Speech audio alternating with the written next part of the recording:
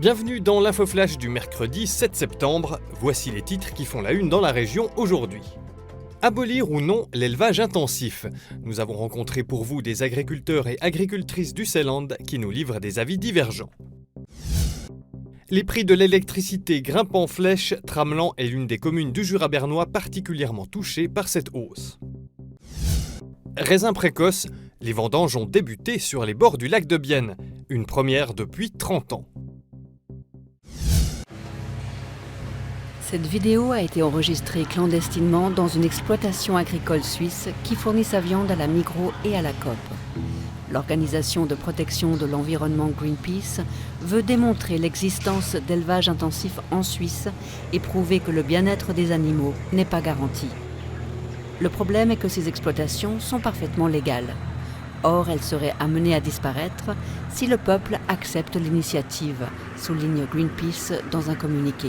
L'initiative sera soumise au peuple le 25 septembre prochain. Son objectif est de faire respecter les réglementations bio par tous les paysans, y compris pour les importations de viande. Les animaux d'élevage méritent de vivre et d'être abattus dans de bonnes conditions. Nous n'avons pas rencontré de situation aussi extrême que celle révélée par Greenpeace chez les agriculteurs du Seeland.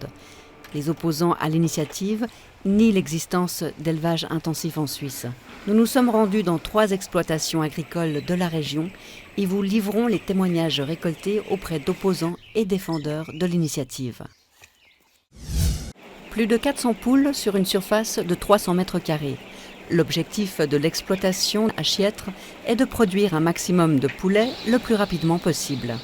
Il ne s'agit pas pour autant d'élevage intensif, mais d'élevage moderne, si l'on en croit Fritz Schwab, propriétaire de l'exploitation. Ici devant, il y a un petit groupe de poules. S'il y a un autre groupe de poules 30 mètres plus loin, ça lui est égal à cette poule-là. Il pourrait y avoir encore 100 poules, 30 000 poules dans cet espace. Cette poule n'en a rien à fiche. Elles ont assez à boire, à manger, elles peuvent gratter le sol, elles peuvent sortir si elles ont envie, elles ont tout à disposition. Urs Altmann habite quelques 3 km plus loin et n'est pas de cet avis. Ces poules peuvent circuler librement sur tout le terrain. Pourtant, les œufs et la viande sont réservés exclusivement à la consommation personnelle. Leur fonds de commerce principal sont les bovins. L'agriculteur bio soutient l'initiative sur l'élevage intensif. Il fait partie de la minorité au sein de l'Union suisse des paysans. À mon avis, l'élevage intensif débute là où le paysan passe quotidiennement dans ses étables pour ramasser les cadavres d'animaux. C'est comme ça dans les élevages de poulets. L'élevage de Chiètre dénombre 4% de pertes animales avant que les poules atteignent l'âge d'abattage. Les éléphants meurent aussi dans les zoos. Ça fait partie de la normalité de voir mourir des animaux. Qu'est-ce que vous croyez qu'on puisse garder et maintenir en vie chaque animal jusqu'à la fin ? L'acceptation de l'initiative aurait des conséquences radicales pour l'exploitation de Fritz Schwab. Les poules ne pourraient passer à l'abattoir qu'après 85 jours au lieu de 35. Il doit également réduire son élevage de moitié.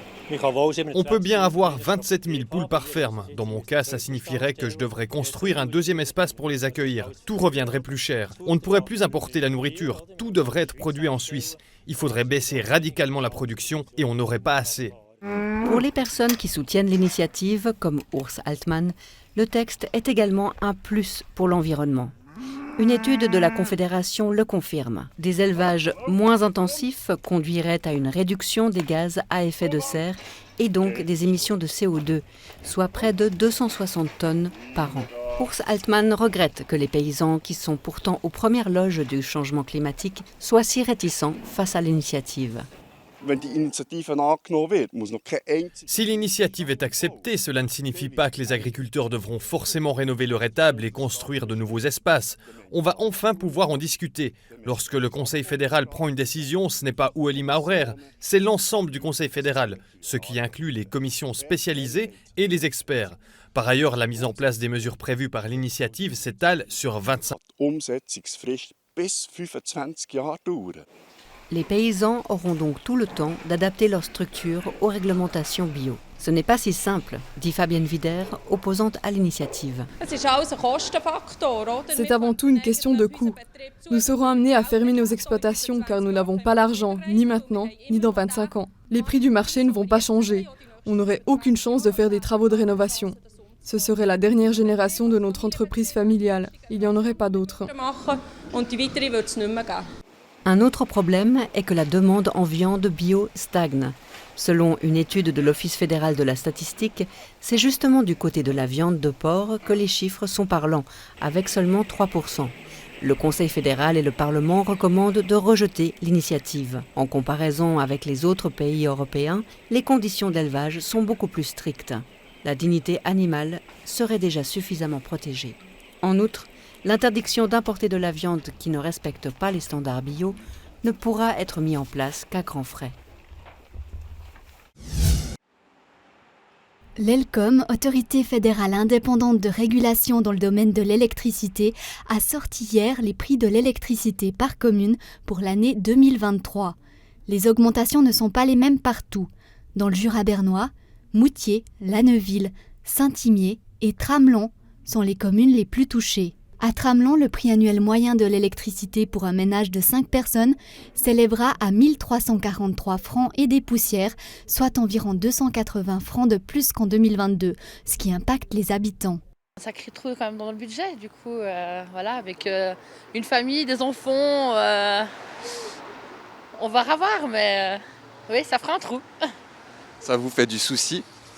Oui, quand même, oui. On est des retraités, on n'a pas une grande retraite. Moi, je suis artiste, je suis écrivain, alors autant vous dire que je gagne fort peu. Mais effectivement, ça va plomber nos revenus. Personnellement, j'ai la chance d'avoir des panneaux solaires sur le toit de ma maison. Cette répercussion sera moins lourde pour nous. Moi, je suis quelqu'un qui fait déjà assez attention chez moi, donc je vais essayer de faire d'autant plus attention à consommer moins et consommer surtout plus intelligemment l'électricité. Si l'augmentation est plus marquée à Tramelon que dans certaines communes voisines, c'est parce que Tramelon achète son énergie sur le marché et n'est pas producteur. La plupart des communes voisines sont fournies par BKV ou la Société des forces électriques de la Goule. On peut négocier, on achète certaines fois notre énergie à BKV, mais en passant par le marché, c'est-à-dire qu'on lance des appels d'offres. On a une entreprise qui s'occupe de notre approvisionnement qui a été créée par un regroupement de communes qui s'appelle SACEN. Et grâce à leur stratégie et leur travail efficace, c'est eux en fait qui vont négocier les prix, faire des appels d'offres sur le marché. Et puis on donne en fait le marché à l'offre qui est la plus intéressante. La commune de Tramelon espère que le prix du marché revienne à la normale. Elle mise également sur le développement de l'énergie solaire.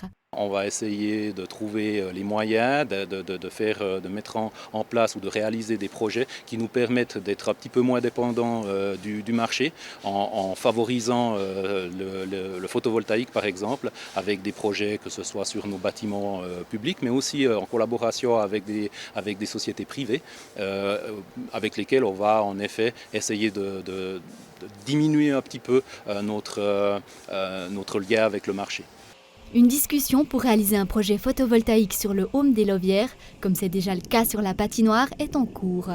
Les communes impactées espèrent également bénéficier d'une aide de la Confédération pour pallier à cette augmentation. Les vendanges ont commencé dans de nombreuses vignes au bord du lac de Bienne, avec plusieurs semaines d'avance par rapport à une année normale. À Chavannes, au domaine viticole de Johannes Louis, les aides sont déjà sur place pour récolter les grappes de Sauvignon. Les raisins sont détachés de leurs tiges dans l'égrappoir. La machine a égrappé le grain. Le vigneron Johannes Louis est depuis 25 ans à la tête de l'exploitation. Il ressent les effets du changement climatique. C'est vraiment très précoce cette année, mais ce n'est pas la première année comme ça. On a déjà eu des années comme ça, 2003, 2009, 2011. Mais c'est vrai que ces temps, maintenant, on récolte en moyenne 2 semaines plus tôt qu'encore il y a 30 ans. La première cargaison de grappes de Sauvignon va passer dans le pressoir. L'été caniculaire 2022 a donné beaucoup de raisins, dont la qualité semble aussi être donnée. Pour preuve, la récolte précoce. Les années précoces sont encore toujours meilleures que les années très tardives, mais le problème, ça peut être qu'on commence à avoir des taux d'alcool assez élevés dans des années comme ça. Et puis, il faudra peut-être à l'avenir aussi réfléchir à planter d'autres cépages, comme par exemple le Cabernet Sauvignon Merlot. C'est des cépages un peu plus tardifs, mais qui mûrissent maintenant aussi dans notre région. À la bonne récolte 2022 s'opposent les mauvaises récoltes de l'année passée, toujours en raison du mauvais temps. Force est de constater que M. Louis ne pourra pas offrir autant de variétés que les années précédentes à la fête des vendanges de la Neuville ce week-end. Il n'y aura plus tous les vins disponibles, mais nous avons quand même un stand de dégustation à la fête du vin de tous les vignerons. Donc, il y en a 10 dans la commune ici. Et puis, c'est clair que l'un, il a peut-être plus de chardonnay, l'autre, il a plus de sauvignon, mais dans l'ensemble, il y a quand même encore un bon choix à déguster. De retour dans les vignes, les aides ont bientôt fini la récolte du sauvignon. Mais le plus gros reste à faire, la semaine prochaine. Grâce à la belle quantité de raisins 2022, la route du vin de Douane devrait avoir lieu l'année prochaine. Elle a dû en effet être annulée cette année en raison du manque de vin. C'est la fin de notre journal.